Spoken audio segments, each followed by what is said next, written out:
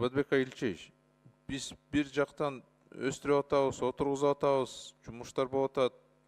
Бирок эки жактан контрабанда менен өлтүрүп атабыз да бүт баарын. Ачык эле айтсак, азыр фермерлер өтө ыйлап атышат да. Мисалы Өзбекстандан Кыргызстанга мөмө жемиштерди алып келип атышат. Анан бияктан сактап, анан Россияга кетиришет экен. Кыргызстандын продукция катары. Ушундай проблема бар.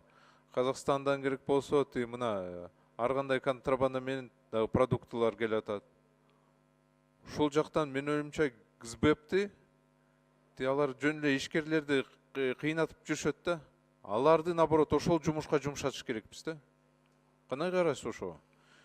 Мен дагы вот бир себепти айта кетсем да. 2016 жылда биз НДСтен будайды бошоттук. Изучу болуп, анан 2017 жылда биз ошол салыкты киргиздик. 2018 жылда силер өкмөт негизи ошол бир жыл ичинде жакшы табабыз деп прогнозду кылгансыңар да. А бирок өзүңүз даже мага цифраларды бергилечи, айткылачы.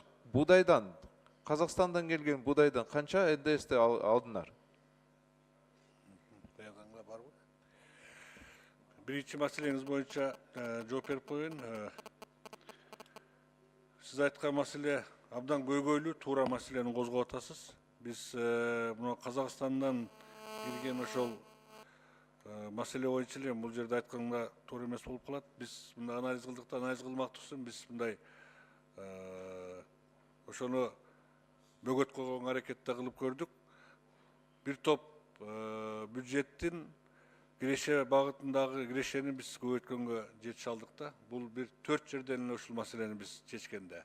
Анан сиз айтканыңыз абдан туура. Өзбекстан, Тажикстан тараптан ушундай көйгөйдүн баары бар. Биз анын үстүнөн иштеп атабыз.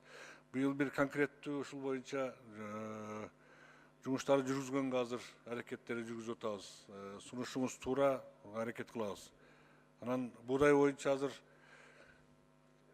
таможня представитель айтты. Жок, таможня айта албайт да, Казакстандан бул. Барбы? Казакстандан бул салык инспекция иш керек. Будайдан, Казакстандан келген будайдан НДС 2018 канча түштү? Барбы? Жоктан бир. Азыр маалыматын тактасын сизге беребиз азыр. Вот өзүңүз карап койгулачы, прогноз кылган канча өкмөт? Канча тапты? Мага дагы ошол цифраларды бергилечи. Берели, достаточно цифра бар, азыр тактасын алып беребиз сизге.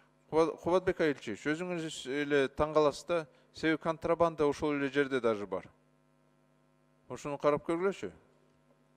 Кичине катуураак ошол жактан иштеш керек да. То фин полиция жөн эле мугалимдерди андып, ким взятканы алып атат, ишкерлерди жөн эле жүдөтүп жүрүшөт да. Ошол эле контрабанда менен күрөшкөнгө албайсыңар буларды. То иштебей эле жүрүшөт да. Жана мен айткан анализди былтыр биз жылдын экинчи жарымында ушул иштерди жүргүздүк. Быйыл да жүргүзөбүз. Мына Жеңиш Парпиевич күч органдарынын баардыгын ошол жака мобилизация кылып көрдү. Сиз айткан фактылар бар экенине биз дагы ошондо күбөлөндүк. Бунун үстүнөн сөзсүз түрдө иш жүргүзүшүбүз керек. Сиздин сунушуңуз туура, Дастан Албаевич. Хорошо, рахмат. Сурам жок.